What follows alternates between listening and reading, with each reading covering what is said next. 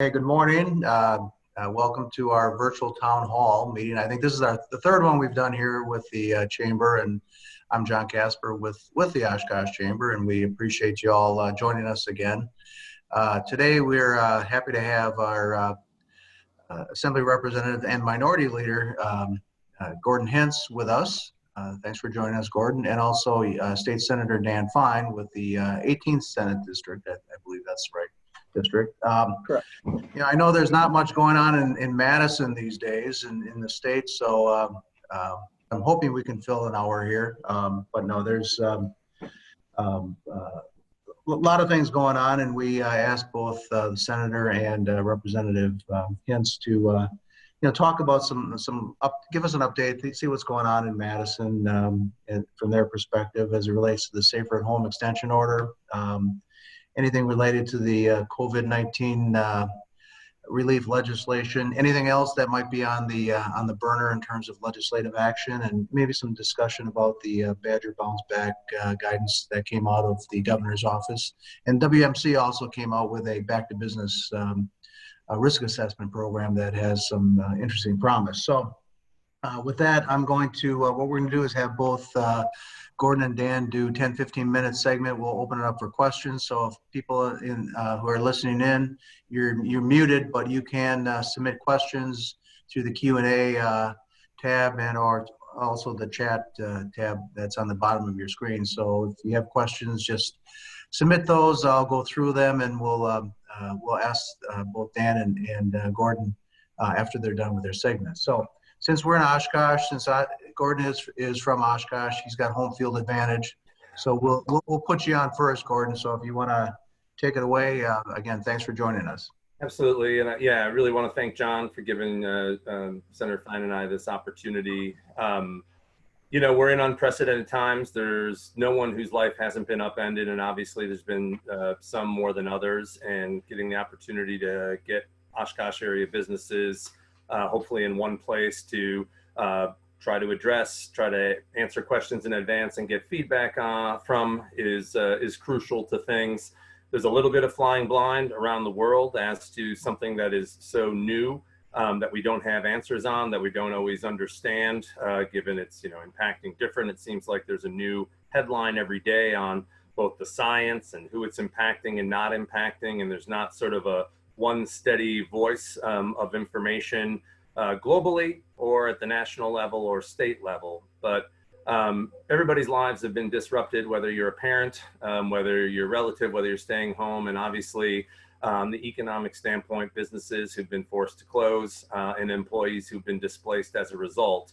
I know a lot of the questions we have sometimes are with SBA loan information, potential assistance that's available that the state's coordinating from a business standpoint, but also displaced employees, a number of you looking out for, trying to get access to their unemployment benefits and some of the state and federal aid. On those questions, which I've received a lot of, encourage you to contact Senator's office or my office, and they can definitely put you in touch, or if you're not getting a response or you're unable to get through to both the Department of Workforce Development related to unemployment questions, or the WEDC if you're looking for clarification or information related to potential assistance. I can tell you that it's not unexpected that, especially on the unemployment side, demand has outweighed the resources. I think they were getting 160 calls a minute for a while. And so going through our offices is a way I think that we can ensure, if you haven't heard back or if you're having difficulty hearing back, that we can be able to, assist things. Obviously, the order of things that has transpired from the state level, a lot of the powers and the management of the state agencies directly involved in dealing with something like a pandemic are going to go through the executive branch, but that doesn't obviously mean that we don't have questions, concerns, input, things that we can do based on the constituents and the small businesses and the workers that we represent in our area. On March 12th, Governor Evers declared a state of emergency, and that allowed him, obviously, unique powers to be able to issue different orders and guidelines to manage this public health crisis. That order lasts for 60 days, which I think expires on May 11th. And is determined by statute. The legislature at any time could pass a joint resolution ending that order. I appreciate sort of the bipartisan support or maybe tolerance to recognize that the governor needs, office, whoever the governor is going to need some flexibility and power to ultimately manage things. And again, and many times we had to act before we had perfect information. And as you've seen, there's been some tweaks and things that have ultimately needed to be done. So that's sort of the first thing. And related to that order, there are questions when that expires. They simply can't renew it. They could declare another order, but I kind of, given the state of things, I would not expect that order to be approved. And I think the right conversation is happening now. And I'm going to be calling the speaker later today about how do we right size what we need to do to respect that the governor is going to need some discretion and flexibility to ultimately manage things, but make sure it's done in a transparent fashion that we're all comfortable with, that balances the need to protect public health and the need to, open the economy in a safe form. And I know we'll get into that. So that's with the existing order. So the things that I think about over the next few weeks are what happens, with that order, and I'll get into the other one in a second. What's happening to state revenue? Obviously, if businesses are closed and people are not working, 80% of our state revenue comes from income tax, sales tax, and corporate income tax. All of those are obviously declining sharply. Some states like California are estimating as much as a 25% revenue loss. As I understand it, we'll probably be in the 10 to 15% area. You may have seen yesterday that the administration is kind of looking at 5% cuts. I can say maybe the best thing the legislature did was not spend the projected surplus on either schools or a tax cut, because that money doesn't exist anymore. That's projected. And we'll have some tough decisions to make on our budget, which again goes through June 30th of 2021.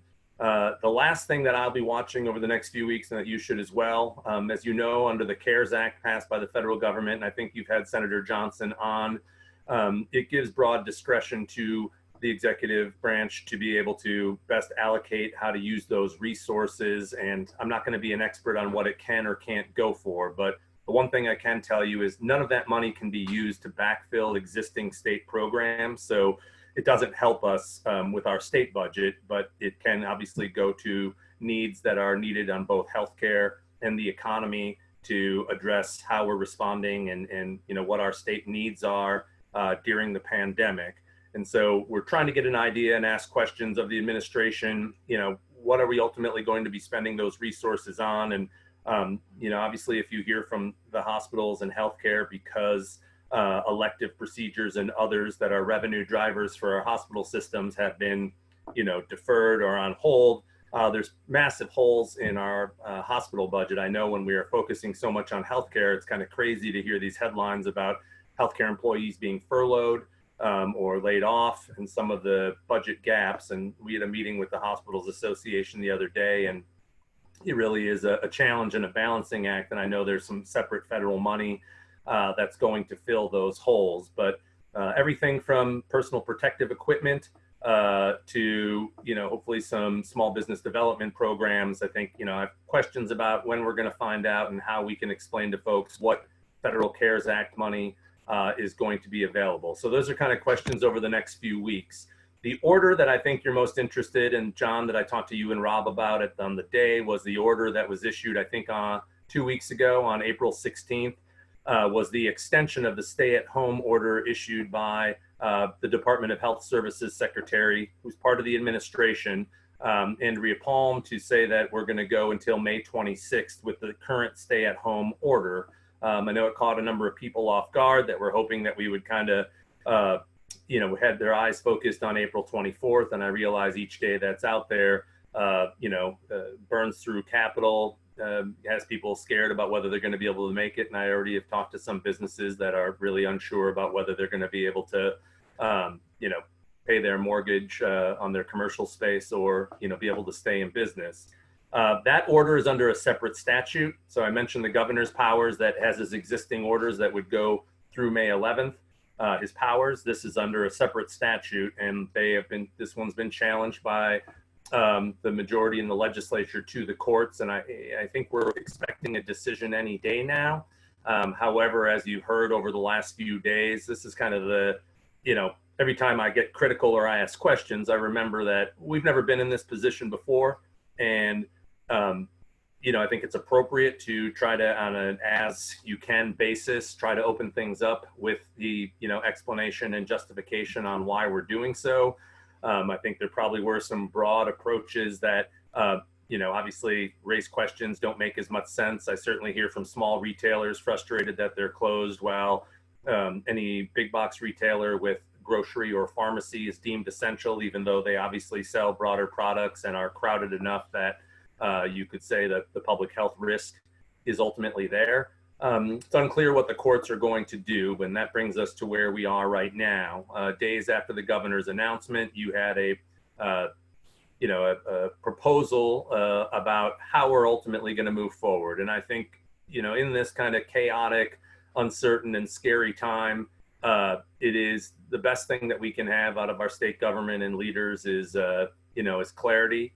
I think people can take bad news if you are direct and can explain it. I think it's uncertainty that, eats away at folks. And so I was encouraged that, here's what we're looking at, and here are the benchmarks that mirrored largely what came out of the Trump administration for guidelines and are not much different than what every state is ultimately trying to address. We know that testing is going to be a key, and this has been one area where the U.S., for a variety of reasons, has been behind. The lack of federal coordination has made it more difficult as states are competing against each other. But we know that our limited testing has been focused primarily at frontline healthcare workers, those that are clearly demonstrating symptoms, and that given the fact that there are a lot of individuals out there that are asymptomatic, who are infected for the 2-week period, do not, exhibit symptoms. I don't know if it's genetic or what, but they can still transmit the virus. And I think the goal is, as we continue to ramp up, probably not as quickly as we would like in terms of the broad-based testing that we would like to be able to have. That's going to be kind of the key, to, I think, restoring the full economy, where an individual could test, and if they are positive, can quarantine at home, or if they are, test negative, can obviously, go to work and jump right in. Instead, we've kind of been, are you demonstrating symptoms? You should stay home. The infections that are really ramping up our numbers we've seen have been nationwide, but also in Green Bay related to the meatpacking plants. Mostly, I think, because of the proximity of workers, the inability to early on get some of the equipment that they might need to be able to prevent the transmission of the virus. And again, it could be someone that's feeling perfectly fine. It's my hope that we can get those kind of assurances out there, but it demonstrates to you how contagious something like this is when you see the numbers in the hundreds of people that, have been infected in these areas. So testing is going to be a key component. Obviously, it has never been necessarily the virus in itself in terms of how it impacts people. It is the speed at which it impacts people and our ability to treat people. When you look at, especially in Italy and other places that just got overwhelmed too soon because they did not put their safer at home policies in place. They got overwhelmed, and the majority of their deaths were a result of simply, New York as well, the lack of capacity to be able to treat people. The reality is, if there's a disconnect between, well, this isn't so bad, why aren't we opening things? The reality is we're, victims of our own success. Wisconsinites largely, although we're seeing a little uptick when we get cell phone data in terms of people's mobility, people took it seriously. They stayed home, businesses sacrificed. I know that's how they feel, and there's some urgency to now get back. But the reality is that it's worked. We've limited the spread. We've been able to, even in the areas that have had higher numbers, treat and, maintain flattening the curve, which is one of our goals. Governor Evers acted to close schools before New York did, and I know they received a lot of attention, but states that acted earlier have demonstrated, and a lot of states that acted earlier also, had clear cases, but, it's been effective. And so, the question going forward is, we don't want to open up too early without a plan. and risk having a second wave that is even, bigger. Everything from the 1918 Spanish flu pandemic, where you had places that reopened too early and had a second wave that was even worse, to places like Germany that have had the testing, that did contain things, that had contact tracing. In other words, the ability to limit the spread when they can identify where a breakout took place, are slowly reopening things, but they're already seeing some challenges in terms of increased infections as a result. And so as bad or as hard or as difficult or as urgent as some of the requests are to try to push to open things, I don't want to take a couple of steps back. And so, the ability to have contact tracing at a level that we'd be able to contain, the ability to have widely available testing to be able to get beyond just the cases, and we are now, but we're expecting that to ramp up so we can do a broader number of tests. And I think we're seeing that even with increased tests, the percentage, which is another key criteria of infections, has either stayed flat or gone down. So you would think, well, the numbers have gone up, it's the percentage that we're trying to pay attention to in terms of, what percentage of people that we're testing are infected, and is that rate growing? While the numbers go up with more testing, we're seeing that I think we had 3 or 4 straight days of that percentage going down, which was one of the criteria. I think what state government and the administration need to do a better job of is, how are we doing on the progress of those criteria that have been listed out there? Because if you're going to list those things as things that ultimately need to be met before we can safely open the economy, I think we need to demonstrate that the things that are the state's responsibility, or that they're leading, on having the right number of tests available, on a clear criteria on bed capacity, and on where, the whatever the measurement we need on the rate, they need to make sure that we're doing everything possible and clearly conveying that to people. In the meantime, I know it's been, well, they did this and now dog groomers are open, state parks are open. I think they wanted to put a date out there and then incrementally see what's done. What I would like to see ultimately, and I'm hopeful regardless of what the court decision is, or if we go through to the 26th, is I think employers are fully capable, if they have guidelines on reopening in a way that manages their safety, to demonstrate that they have protocol in there that adheres to either the 6-foot guidelines, the total limit of people that are in a combined space at any one time, the masks for both workers and customers, assuming that we can get those readily available. And I think if it meant opening quicker and having a submitted plan, I'm sure a number of businesses would be happy to do that, just to have the keys to reopen again. And that's, kind of one of the things that I'm pushing for. I think that things are going to be different, maybe forever, but certainly as we ramp things up. We have heard from employees. I'm sure a lot of businesses have obviously done that because they don't want to have the spread. They don't want their employees impacted. They want them at work. But, we do hear from employees that feel uncomfortable, that feel that their employer has not taken it seriously, that think those protocols aren't in place. And so, I don't want the heavy hand of government or law enforcement stopping by to enforce it, but I think most people would be happy to comply if we can get clear guidelines, say that we're going to adhere to this, even though, it's different than what we know, even though it might reduce, obviously, the business that's out there. And of course, the clearer we can get that, probably the biggest thing will be the message that it sends to the public that, with these standards in place, I think it's okay to even think about going out there once we're not at risk. I think that's one of the biggest challenges we're going to have, is we could open up all businesses and say, free market, do what you want. But I guarantee you the public isn't. If restaurants open today, I don't think you're going to see a ton of people going out for lunch. You may have some, but it's going to be incremental. Even those that have kind of been pushing for an earlier opening or looking at a proposal like WMC.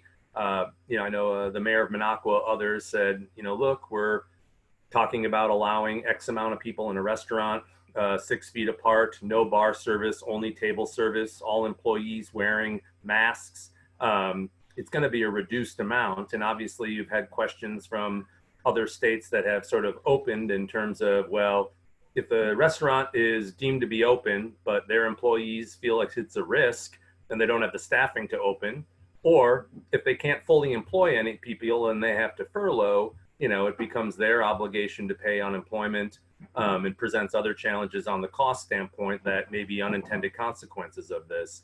The challenge between employee and we know there's a food supply issue related to the meat packing issue, but there's a lot of fear among those employees right now that they're ultimately being forced to stay open and don't feel safe. So what do you say to a worker who's being told one set of messages about the risk to their family from a transmission standpoint, and not feeling comfortable in the workplace that the appropriate measures are being taken? And so I raise all these variables to say, all of us that have a common goal of reopening things and doing so safely need to understand that there are still barriers, that there are risks, both to, the worst thing I think we could do is if we open up too quickly without a plan in place and we get, we see things uptick again, that's going to be a challenge. Well, I haven't gone through the whole WMC plan. I'm glad to see plans out there. I think we need to have this dialogue. I think we need buy-in from public and businesses and Republicans and Democrats alike. I know there's a hearing today.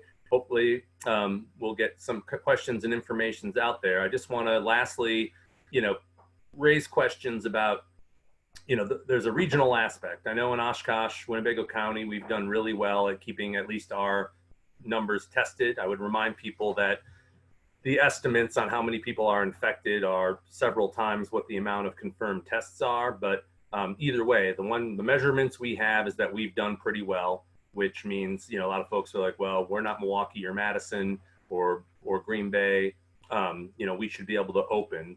The only way regional opening makes any sense is if we're able to prohibit people from going to and from. And we know that's simply not the case. People stay home in Madison, Milwaukee, precisely because we don't want to see infections in the rest of the state, especially in areas that don't have the medical hospital capacity in rural areas.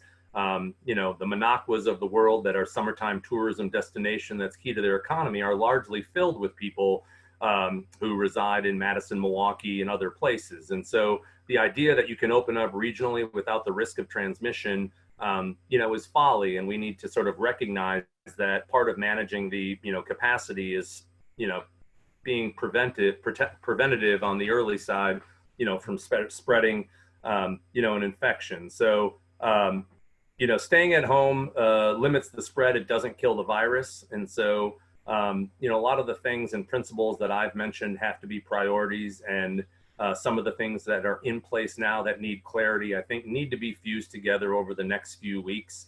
And I think one of the areas that would be helpful, from our chamber and from the businesses involved is to kind of, get it out there so we can share what our businesses are doing, based on kind of the standards that we have to say, here's how we're managing the safety of our customers, the safety of our workers, to implement best practices. And here's why we think, we should be in a category that, is allowed to open with clear monitoring of things. So with that, I'll turn it over to Dan, but there's a lot of unknowns, and every time I get critical, I remind myself that it's not like we've ever dealt with anything like this before. So, but I understand everybody's impatience, fear, frustration, and sacrifice, and it's been heartbreaking and tough, to hear some of these things and feel helpless. But ask everybody to hang in there, and let's work our way out of this. Well, thank you, Representative Hintz. Dan, State Senator Dan Feyen. Thank you, John. Thank you to the Oshkosh Chamber for hosting this town hall. Life has changed for all of us. I'm coming to you from my basement here today. So my normal life is going down to the Capitol and then going to community events at night, and that has all changed. So as Gordon mentioned, he did a good update on where we're at. The governor did issue a emergency order due to the COVID-19, and that lasts for 60 days, expiring on May 11th. During that time, and the hope was to flatten the curve, which was the original stay-at-home order, safer at home order. And I think we've done the flattening of the curve. I even think we've, in some areas, done a little better than that. So the big thing to know is that does end on May 11th. So with the extension of the Safer at Home order by the DHS Secretary, Andrea Palm, that puts into question some statutory authorities. Do they have that beyond a executive order of a health emergency by the governor? So that's what we are looking into and we are trying to figure out. Gordon mentioned also that we were on the floor and we passed some legislation dealing with COVID-19. I think it was about 2 to 3 weeks ago now. A lot of it dealt with the CARES Act, which was passed by the feds, which gives you an extra $600 for your unemployment. It also waives that first week of unemployment. It takes advantage of a lot of those other things, brings in $1.9 billion into the executive agency. The governor has the discretion of where we can use that or where he can use that. So we're anxiously waiting to see where he's going to prioritize the needs to deal with this pandemic in this unprecedented time. There's also money in there for additional Medicaid funding, which is good during this time as well. So $1.9 billion is a lot of money. So he'll be able to direct that during this time of emergency. Gordon did mention the revenues of the state are dropping and have dried up due to COVID-19, businesses not being open. People not driving, our transportation fund is going to take a hit as well due to gas tax revenue. So we're going to need to see where this all pans out in the end, revenue-wise. So we're going to need to make some decisions moving forward with that. One thing I would say is we've gotten a lot of calls to our office, and I'm sure Gordon has got a lot of calls to his office and many other legislators about unemployment insurance and the delays they're having. I did speak with the Secretary of the Department of Workforce Development, who handles the unemployment. They are ramping up their people. We reinforce that people really need this money now. They're struggling out there. And the longer this goes on, the bigger concerns I have about more businesses being able to make it out the other side. So we're also hearing from business owners calling our office and talking about the struggles that they're having with some agencies, or just we need to get the economy back up and running. I've also been calling around to businesses throughout the district, just randomly, just talking to them. How's this affecting them? Everything from farms to major manufacturers. So, it's hurting everyone everywhere in some way, shape, or form. Whether you're open or closed. If you're closed, it's really hurting you. But if you're open, you've had to change the way you do business. Whether it's take the temperature of a person before they walk into your business, requiring the protective equipment if someone is walking in as well. So things have changed out there in the business world, but we need to work on a plan to get the businesses back up and running. Come May 11th, if the lawsuit comes down and says DHS has overstepped, and on May 11th, the emergency is over, we cannot just flip a switch and open our economy up on that day. For a couple different reasons, we need to phase it in so that businesses are comfortable with how they're doing business.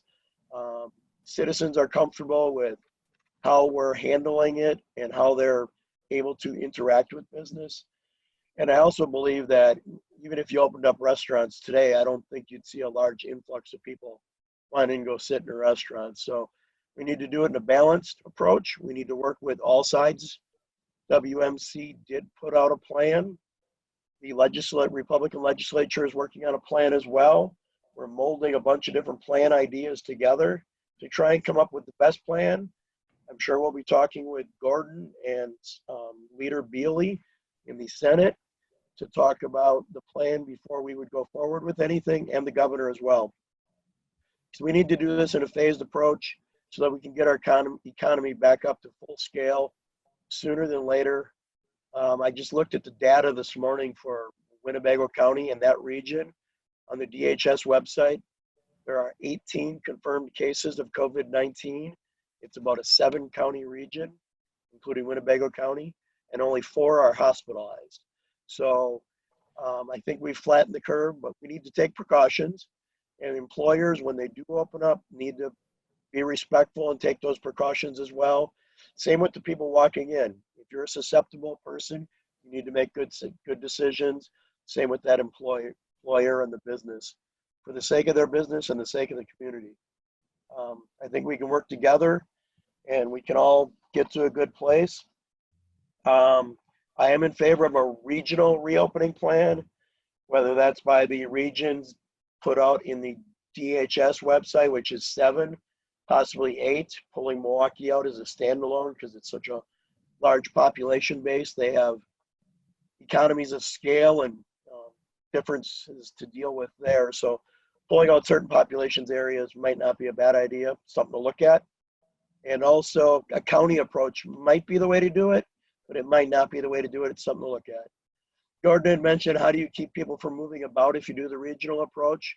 I understand that, but to think that people aren't crossing state lines in the areas of the Minnesota border and the Iowa border to areas that they have less restrictions, or vice versa, them coming this way or someone going up north, to think that that's not happening isn't realistic, because it is happening.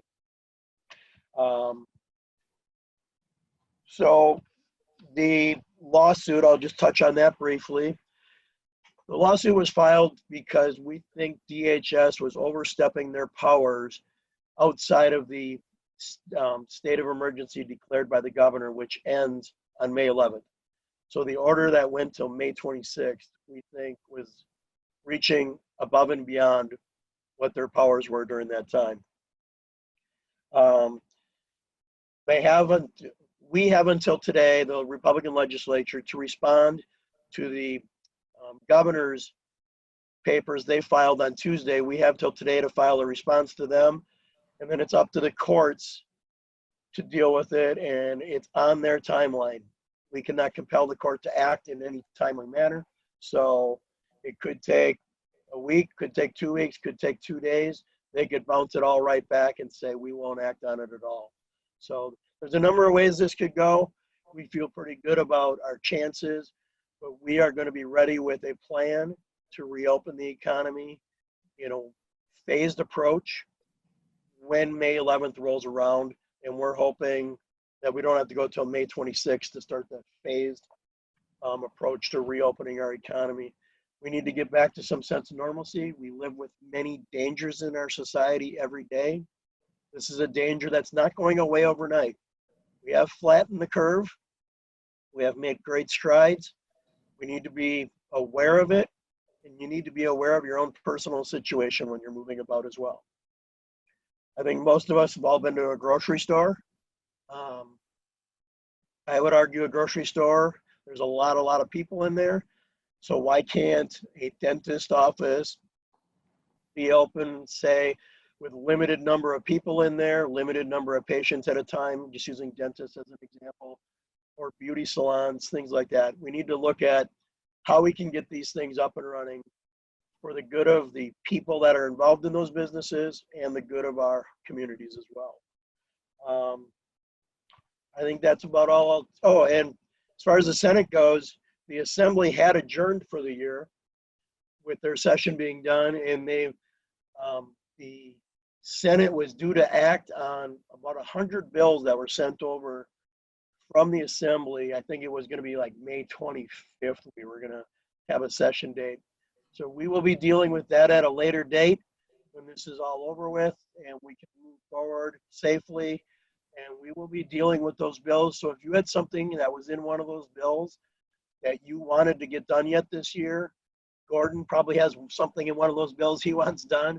So we will be getting to those. It's just going to take some time, but we will get to Okay, well, thank you.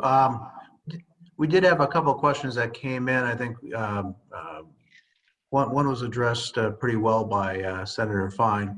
But, you know, an issue that comes up all the time is, and we see it in national news, you know, other Midwestern states and neighboring states are opening up 2 to 3 weeks prior to Wisconsin. I guess the question is, you know, what's going on in Wisconsin that's different than Illinois, Michigan, you know, Minnesota. I think Minnesota's opening tomorrow. Sure. what's on the horizon that, you know, makes our Department of Health Services overly alarmed? I'll touch on it, and then Gordon can have a shot at it. From when I've listened to the briefings by DHS, they have them a couple times a week that I tune into. My staff tunes into them whenever they have them. I have not seen any reasoning above and beyond why we're a later date than all of our surrounding neighbors. So that was the reason for us challenging this with a lawsuit, saying you're going above and beyond. We want to have a voice in how we reopen this economy as well. So rather than going, okay, well, now we're going to go past Memorial Day. So that puts us out long beyond any of our neighbors. So we just want to see if we can get to this economy getting open sooner than later. But we got to do it in a cautious way as well. So I haven't seen any data in Wisconsin that says we need to go longer than anyone else. I would say that the difference between, you know, Wisconsin and some of the other Midwest states, I don't disagree in terms of how it was perceived. I would have liked to seen the stay-at-home order and the plan to get out of it issued somewhat at the same time. I think one sort of left uncertainty, and then the other one felt, you know, better. But I think perhaps with some of the uncertainty about the future powers, the focus was on some of the things, again, articulated by the federal government to be used as guidelines. Is when do we think we'll be in a better position to enact contact testing, to have a level of other testing available, to be broader beyond the most targeted folks, you know, and when do we feel like we will be able to, with some certainty, manage opening things up and have bed capacity should we see an uptick in things. So I think it was a public health thing, but what we're seeing is incrementally a reopening of things well in advance of that. And I would be surprised if Wisconsin on the 26th is in a much different place than the level of folks that are incrementally opening now. But I would say that that needs to be better communicated. You shouldn't have to hear that from me, meaning, you know, does the date of the 26th, if the court doesn't overturn it, mean that nothing is going to happen between now and the 26th? I think, you know, the answer is no, but we need some explanation as to the rhyme and reason and what's going. And so that's why, you know, if I were governor, you know, I'd want to hear if businesses can enact steps that I think, and most of them are, because I realize they want to open and they want to have a safe place and they don't want to see the spread of, just like we've seen, sacrifices. So I would hope that regardless of what the outcome is, we see an opening of things in a way that makes sense. I do think the public health order was primarily focused on the 3 goals that they outlined out there, you know, which are a good idea. I think the real question is, can we open things enough? As, you know, again, if Minnesota opens today, I guarantee you it's not open like it was. It's open in incremental, you know, fashion, and that even if our order stays true till the 20th, 26th, I don't think states are going to be in a dramatically different place. But again, that's something that needs to be clarified. You know, the state parks, the dog groomers, the upholstery people, you know, I haven't seen, you know, I didn't know what the, you know, criteria for those are. I know that I talked to some folks yesterday. You know, the Theater Association knows that movie theaters aren't going to be, you know, able to be open, or people aren't going to want to go. They had to get a change to be able to have concessions, because even that revenue helps pay their utilities, but the drive-in movies aren't able to open. And I think that obviously is a viable option. We have one up the road somewhere between Kaukauna and Freedom that right now is not able to open, but certainly would seem to be an okay alternative for the Theater Association. So little things like that we're trying to go to bat on. And I just want to remind everybody out there that Dan and I are both on the WEDC board. We're going to talk a little later today kind of about, you know, what we would like to see from a more proactive standpoint. There's been rumblings about a task force or something, but I think we could really use that now. But there needs to be better communication, I think, given some of the uncertainty out there about how these moving pieces, you know, all fit together. One thing I would add to that is, Gordon brought up that task force. About 3 weeks ago now, I sent a letter to Governor Evers and his administration requesting they form a economic recovery task force with all the great business minds of the state, the health leaders in the health community, leaders in public safety, bring them all together, start working on a plan so that when we get to May 11th or whatever day it is, that we have a plan in place that takes all this into account. And I also talked about it with WEDC the other day, and this still hasn't happened, which is dragging their feet, which is kind of bothering me that they're not doing that. I think we need to be proactive rather than reactive. So I wish there was a task force being formed by the administration to deal with this instead of a bunch of task forces throughout the state. Last thing we want to see is a patchwork approach throughout the entire state on how to do this. I'm glad you brought up WEDC. Several of us had conversations about their activity or lack of activity. I think Missy Hughes is certainly a good choice there, and she certainly needs to support her boss, Governor Evers. However, there hasn't been a lot coming out of WEDC in terms of being proactive, and proactive in terms of, they need to be the lead advocate from a state perspective in terms of, advocating for reopening of the economy and business here. I know, you both mentioned you're on that board. Anything you can do, and it's more of a comment than a question, you can do to kind of re-engage them. I don't think, DHS is looking, when it's a public health problem, every solution is a public health solution. We created an economic crisis here, and I think we need to get into addressing that and solving that before it becomes too late. So I don't know if either of you have any comments on that. I'd appreciate it. I think that you make a lot of good points. And again, I think part of the challenge initially, we made sort of with the existing resources we had in the immediate aftermath, a very minor token, 5 million that we had available to make available, but it was to a limited pool for 20, for small businesses under 20 employees for up to $20,000. But it was limited to those who I think had been eligible for CDFI money. Part of the challenge has been, okay, do we have finances available for WEDC to provide any sort of monetary assistance? But that should be no excuse for actually, like you said, tapping a lot of the best minds out there about what the way out of this is. I've also called over, in the past 48 hours to ask. I should say this, in the legislation that was passed and signed into law, it does require WEDC to have plans. I forget what the deadline is, but clearly we want them to demonstrate, what ultimately the coordination and plans are. But obviously, if it's not somebody directly from our area, somebody in these key manufacturing sectors that we see, or other industries that have been even more dramatically impacted, I would like to see someone either from our area or that speaks the language of the business makeup that we have here in any task force that we have.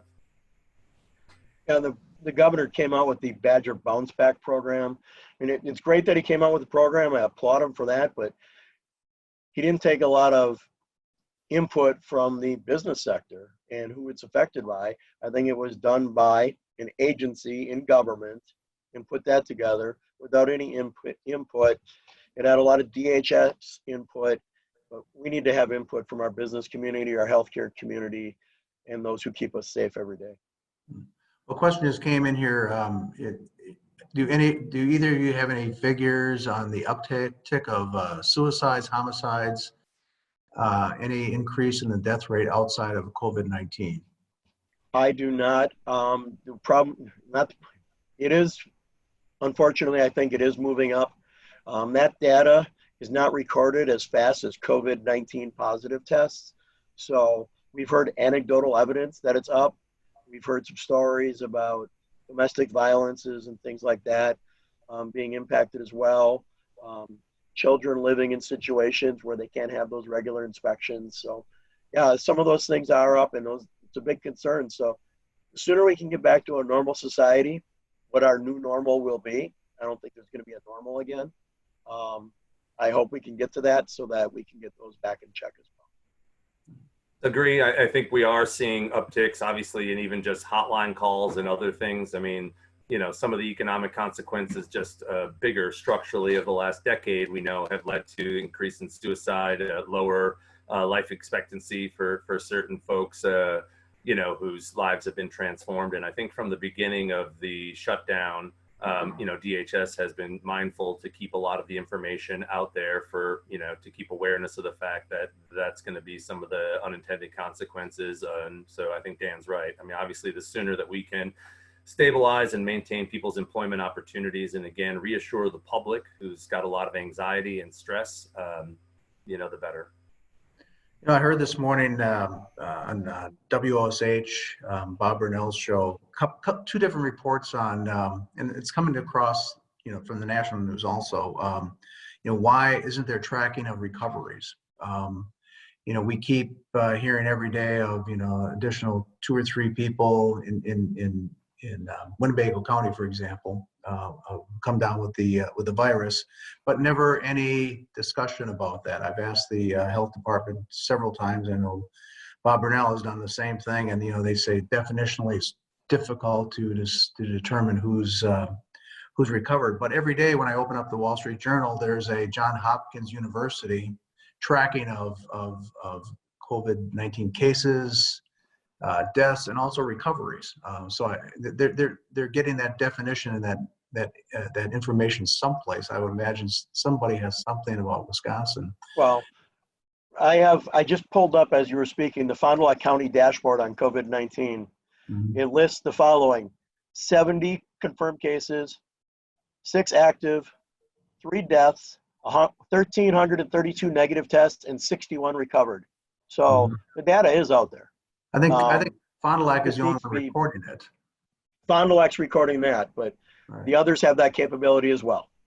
I would also steer people to one of the best resources that was created a few weeks ago. If you go to the Wisconsin Hospitals Association, they have a COVID-19 dashboard in partnership with DHS, which gives you the statewide stats as they have them. It also gives you what the bed capacity is. You can do it by regional hospitals, and you can also look at how much equipment, how long they go until their equipment runs out. And some of those, bed capacity is one that is a big indicator, and by region, because again, to your question, we know that, on that Navy ship, for instance, they had a big infection rate, but only 40% of the Navy servicemen tested demonstrated symptoms. So there are people who are tested that are confirmed positive that not only is it not a recovery, they're never sick. And I think part of this is we just don't know about this. We know that a lot of the deaths are related to capacity to be able to treat them.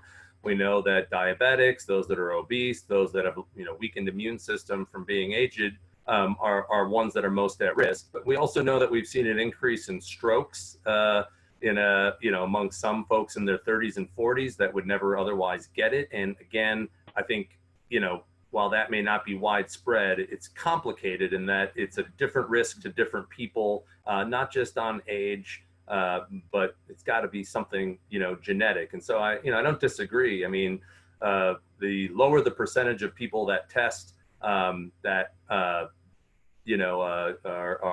die or hospitalized is a key statistic. And as we continue to extend testing to more people, you would hope that. But we do, if we can intervene early and get people the help they need, we should be able to. That's about the hospital capacity to save more people and have recovery, because you're right, we do have those. One of my colleagues, Representative David Bowen, young healthy guy in his 30s, was infected, went through the quarantine for 2 weeks, at home, is fully recovered.